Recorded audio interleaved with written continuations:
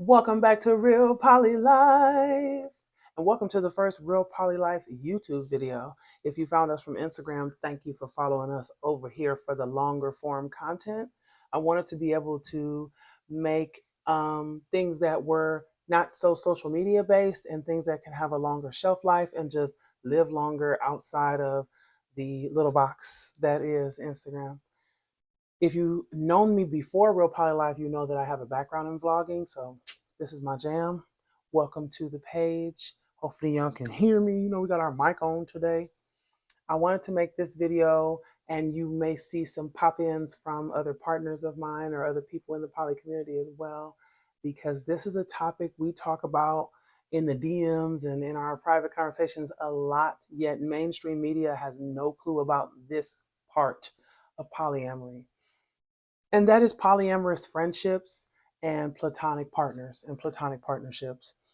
I have previously had two platonic partners. I currently have one. And one of the things I wanted to discuss in this video, among other things, was the ending of that platonic partnership, which was a 20-year friendship. A lot of times when we think about relationships in general, we just think about the romantic aspect of it. We just think about the storybook way we see romance or relationships on TV. And no one ever talks about how heart-wrenching and heartbreaking it can be to end a friendship, particularly one that spanned across 2 decades like mine did. So in this video, I want to talk about the good, the bad, the ugly, the ending of my 20-year friendship, and the good again of all that is polyamorous friendships and platonic partnerships. So let's get started. First of all, I wanted to talk about why friendships can carry. And if you see me looking down here, it's because I got notes, child. Notes, the notes, okay? The first thing I wanted to talk about was why friendships carry so much weight in polyamory. If you're unfamiliar with polyamory as a whole, know that that is just a blanket term for a bunch of different smaller ways of living, lifestyles, dynamics, practices, relationships, formats, etc., that all encompass ethical non-monogamy. Ethical non-monogamy, or just non-monogamy in general, is just the practice of being in relation with more than one person. That does not always denote the traditional romantic type of relationship.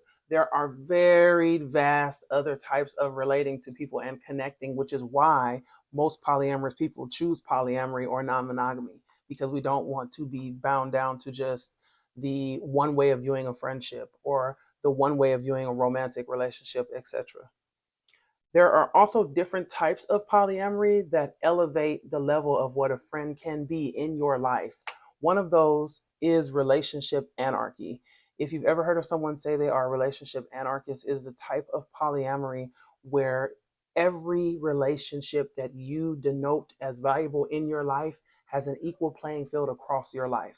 You are in the biggest relation with yourself, and you still carry, but even in being in relation with yourself, you still carry dynamics and connections with people that are all on the same playing field, whether it be your husband and your friend, or maybe a coworker that became a friend versus a family member. All of your relationships matter equally to you. All of your relationships have a place in your life, and you would never say, no, I'm not going to ditch my friend just to hang out with my boyfriend. My relationship with my friend has just as much weight as my relationship with my romantic partner. So the reason why friendships have that weight in poly is because of relationship anarchy, and also just because the decentering of romantic love in general. A lot of times polyamorous people encompass the queer LGBTQIA plus community, and because of that, it also blends into those type of sexualities that affect your lifestyle, whether you be asexual or maybe a gray sexual, then that can convert to the type of romance you like to experience in being aromantic, gray romantic, not really wanting to have the traditional spec of what relationships entail. And so you lean towards having an alternate space. That might be another reason why you're polyamorous. In addition to relationship anarchists, decentering romantic love in general, we also are decentering males and patriarchy a lot in polyamory. Excuse me, there are a lot of women, femmes, non-binary people that I know that are decentering males, me included, decentering males and decentering patriarchy in our lives. We live in a patriarchal society that calls for women and femmes and feminine identified people to be calm and quiet and meek and in service and bear children and only exist in a certain way, even in 2024, especially in 2024, as we see all of our rights being rolled back one by one by one. A lot of people that I know are decentering patriarchy, are decentering men. And even as I have male partners and date male people, I still don't think that my only purpose on this planet is just to service men and make men's life easier. I fight for my autonomy on a daily basis. And I definitely feel that decentering males is not only for me in general, but it's political in the stance that it's a form of resistance. I'm not going to have my rights taken away. I don't have to prove my worth to a man to be loved. And love from a man is not the only love that is valid or valuable on this planet. And that is the main point of decentering males and patriarchy. That is a huge part of polyamory in this day and age, especially if you're a Black and Indigenous person of color who's also polyamorous. It is once again a political stance for you just because being Black and existing is a political stance. And a lot of times we see white people become the faces of things like polyamory really just because they have the freedom and the access. When you see a Black person, a fat person, a brown person, a low income person, marginalized person trying to live an alternate lifestyle, we're often shunned and judged. And oh, you can't do that. You don't have the money, or you couldn't possibly have the time. You can't possibly be smart enough to. You can't possibly have the resources. And all of that is white programming. All of that is our societal programming through media, through patriarchy, through our government, through respectability politics, through European beauty standards, through all of that. And so it's very important to people who are non white or who are of color to really champion polyamory at this time and tell the truth. The truth is, this existed before white people thought it was interesting or cool. This was an indigenous practice that most people around the world followed before colonization. That's why deconstructing and decolonizing are so important when you step into a lifestyle like polyamory, because you cannot copy cut paste what you believe as a monogamous person or in a patriarchal society and make it make sense in polyamory, especially when you're dealing with polyamorous femmes and polyamorous women, polyamorous non-binary people. We will not be in service to you. We love men and we enjoy relationships with men and with masculine presenting people. However, we don't believe it's our life's purpose to make their lives easier. We also have our autonomy and our freedom, and it matters to us, which is why we're not monogamous women. We don't desire to belong to one man. That's not attractive to us. We belong to ourselves. And anyone that we want to be in relationship with is a choice. We don't feel held to them, chained to them, licensed, contracted to them. Relationship anarchist people often don't even marry or live with other people for that reason, because they are in relation most and in committed most to themselves.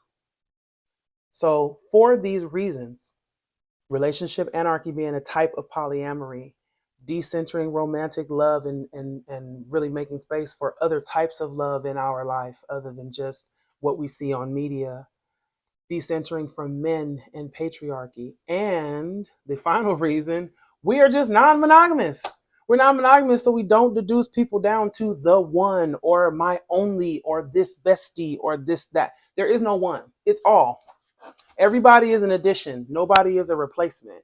So in polyamory, you don't see it that way. You would never go, oh, I can only choose one. No, you can't. No, you don't. You don't have to choose one. You can choose them all.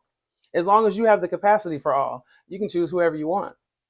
And so because our mindset is different, friendships become different. And that's why we have platonic partnerships.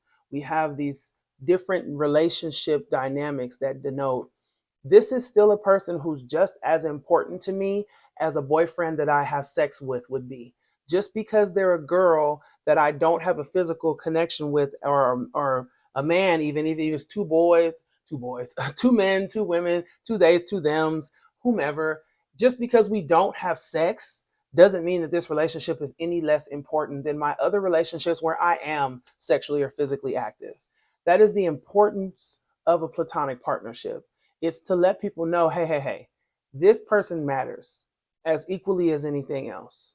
Now that you have a little bit of an overview and a breakdown of how being a polyamorous person or a non monogamous person in mind can change your friendships or um, affect the value of them or the weight of them.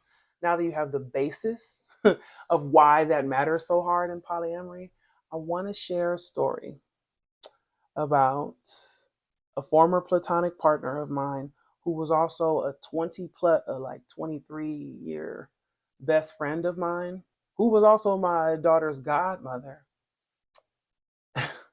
I want to share how polyamory and how not being ready for these type of dynamics in polyamory and not being able to speak when you need to speak and share your boundaries and be vulnerable can really, for lack of a better term, completely fuck up your relationship and ruin it irreversibly.